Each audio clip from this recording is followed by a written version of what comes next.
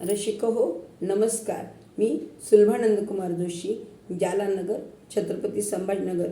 आज मी माझे वडील हरिभक्तपरायण वसंतराव इटोलीकर यांचे थोडक्यात निरूपण सादर करीत आहे.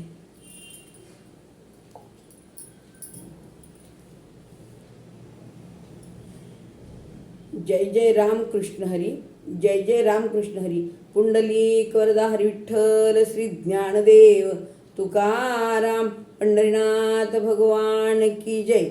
भाविक हो, या जगात प्रत्येक जीवाचा जन्म आणि मृत्यू हा ईश्वराच्या इच्छेनेच होत असतो. पण काही व्यक्ती आपल्या आयुष्यात अशी पुण्य करून जातात की त्यांचे स्मरण म्हणजेच प्रेरणेचा झरा ठरतो. अशाच एका वारकरी भक्तांचे नाव म्हणजे हरिभक्तपरायण वसंतराव इटोलीकर. गर्वाने मला सांगावेसे वाटते, ते माझे वडील होते.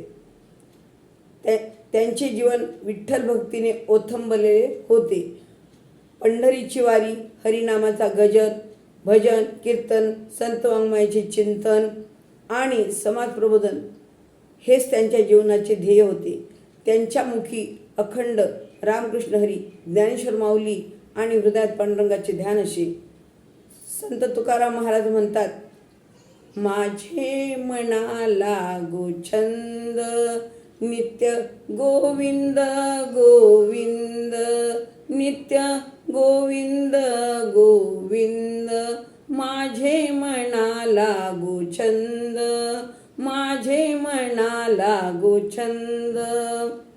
हा अभंग त्यांनी केवळ म्हटला नाही, तर तो आपल्या जीवनात जगला, आचरणात आणला. त्यांची भक्ती ही दिखाऊ नव्हती, ती निश्चिम श्रद्धेची आणि सेवाभावाची होती. अनेकांना नाममार्गाची प्रेरणा दिली. असे माझे वडील होते. सन 1961 माझ्या वडिलांना देवाज्ञा झाली. देह नश्वर असला तरी भक्तांचे कार्य आणि नामाची परंपरा अमर असते. आज ते प्रत्यक्ष आपल्यात नसले तरी त्यांनी दिलेली भक्ती, संस्कार आणि विठ्ठल प्रेम आजही जिवंत आहे. म्हणूनच आपण सर्वांनी त्यांच्या स्मृतीला खरी आदरांजली वाहायची आहे. त्याकरिता विठ्ठल नामाचा जप करावा, संतांचा मार्ग स्वीकारावा आणि सदाचाराने जीवन जगावे.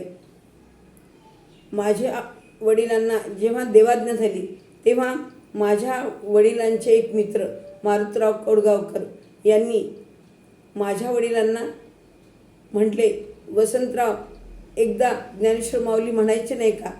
आणि श्वास बंद झाला असताना देखील माझ्या वडिलांनी ज्ञानेश्वर माऊली, ज्ञानेश्वर माऊली, ज्ञानेश्वर माऊली असे 3दा म्हणून नंतर त्यांनी आपला श्वास थांबविला आणि स्वतः त्यांनी पांडुरंगाच्या चरणी आपला देह अर्पण केला.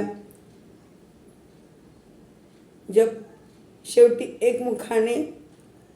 एकमुखाने बोला, पंढरीनाथ भगवान की जय, माऊली ज्ञानेश्वर महाराज की जय, संत श्रेष्ठ जगद्गुरु श्री तुकाराम महाराज की जय, व्यंकटरमणा गोविंदा गोविंदा गोविंदा. धन्यवाद.